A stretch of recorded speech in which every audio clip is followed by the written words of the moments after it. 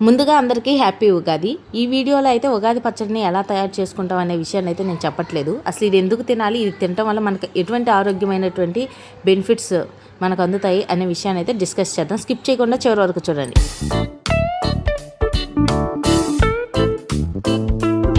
తెలుగువారి తొలి పండుగ వచ్చేసింది.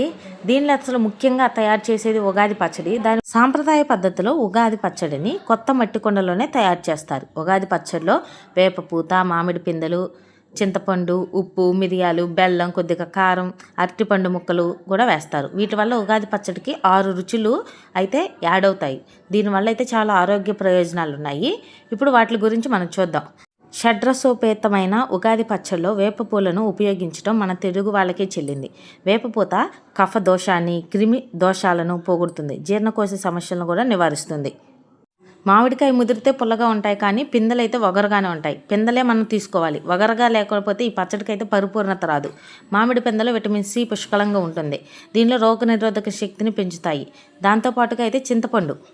ఈ పచ్చడిలో పాత చింతపండునే వాడాలి. పాత చింతపండు ఉష్ణాన్ని, వాతాన్ని తగ్గిస్తుంది, బదలికను పోగొడుతుంది, జఠర శక్తిని కూడా పెంచుతుంది. మూత్ర విసర్జన కూడా సజావుగా జరగడానికి చాలా ఉపయోగపడుతుంది. దీంతో పాటుగా అయితే మిరియాలు రుచికి కారంగా ఉన్న శరీరానికి చాలా మేలు చేస్తాయి.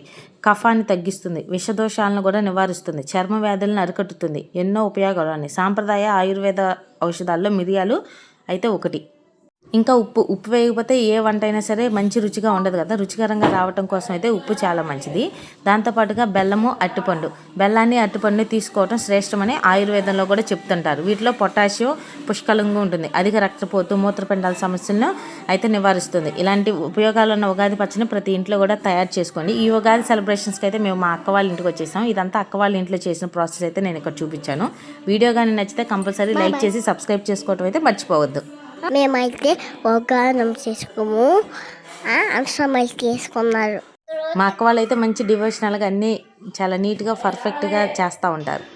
పుల్ల పుల్లగా తీయగా ఉగాది పచ్చడి భలేగా ఉంది. సంవత్సరానికి ఒకసారి అయినా ఉగాది పచ్చడి తిన్న ఆరోగ్యానికి చాలా మంచిది. మీరు కూడా ఉగాది పచ్చడి చేసుకొని నేను కూడా చేసుకుని తింటున్నాను. హ్యాపీ ఉగాది. ఈ ఉగాది రోజునైతే మేము టిఫిన్ గారెలతో అయితే ఈ ఉగాది రోజునైతే స్టార్ట్ చేసాము. నచ్చితే like and subscribe to my channel. Okay, bye bye.